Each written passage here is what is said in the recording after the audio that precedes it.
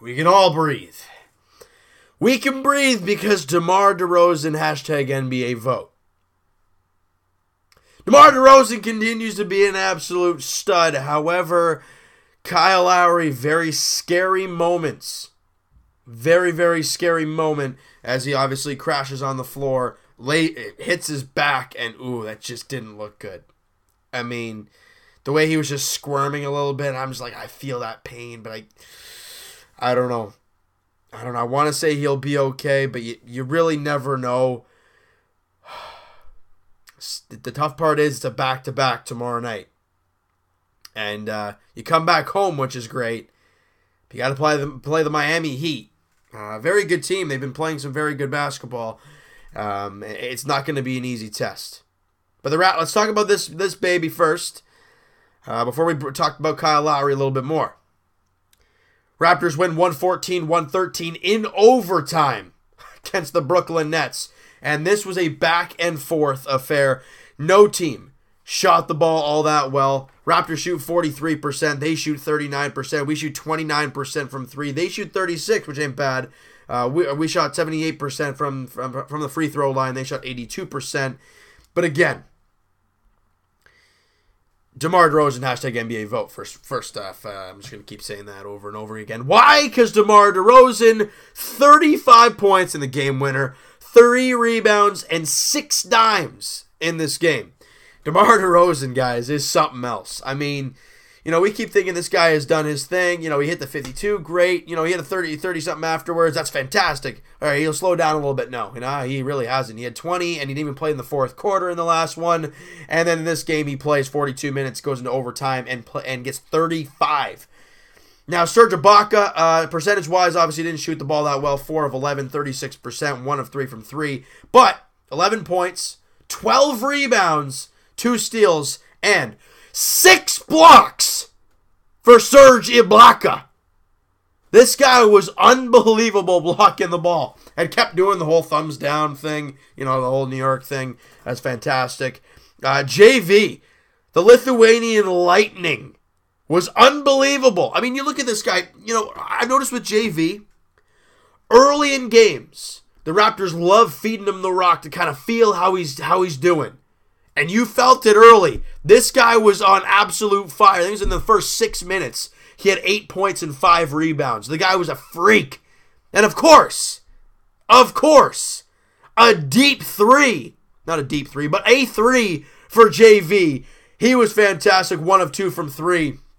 He was -2 when he was on the floor. However, 21 points, 13 rebounds, an assist, a block. I mean, fantastic. And Kyle Lowry, before that gruesome, I don't want to say injury, but the gruesome, insert word there, he had in 38 minutes. We played most of the game, obviously. It was just a freak thing, and it's just so scary. 18 points, 5 boards, 11 assists. I mean, he was 7 of 14 shooting, 50%, 3 of 6 from 3. He was all right out there. I thought he was okay. And obviously, Debo was a freak. And the bench did their thing. I mean, as much as they were a minus out there for the most part, who was the plus? CJ Miles was a +4. Every other person on the bench was a minus. But you look at what this team did today. A game where they did not play all that well. Defensively, yeah, they buckled it down in overtime when they were down 111. I think it was 111, 107. And they buckled it down, and they were able to get stops, and they came away with the victory. Didn't play all that great. Offensively, they couldn't really get anything cooking in that second quarter. Look, the first quarter was great. You scored 26, you only gave up 19. The offense was going, as obviously JV was the big factor in that. And then you go to the second quarter, we only scored 19, and you're missing shots, and that was obviously the bench was a big piece of that. They weren't feeling it today. Your top scorers were CJ Miles and DeLon Wright with 7. That was your best out there. Look at the bench, right? 2 of 5 for DeLon Wright for 40%. Fred VanVleet was 2 of 5. CJ Miles 1 of 7, but he was 4 of 4 from the line. Lucas Nogueira Jakob Poeltl 1 of 3, and Lucas Nogueira missed the one shot he took. So the bench offensively wasn't all that great. However, they were finding a way to get stops. They just couldn't finish on the offensive end. Now, that could be a problem moving forward, but I'm not too worried. You get the victory, but the main thing about this, you get the victory, but you lose Kyle Lowry. Now, what does this mean? Let's say he doesn't play tomorrow, and let's say he's out for the foreseeable future. The worst case scenario, he is. What happens? What I'm thinking, and it'll probably end up happening if he does not play within the next little while, I think DeLon Wright gets that spot, just the way he showed last year to do so. Or excuse me, that's Corey Joseph who did that. But when he slipped into Corey Joseph's role, he did a great job. I think DeLon Wright deserves that spot.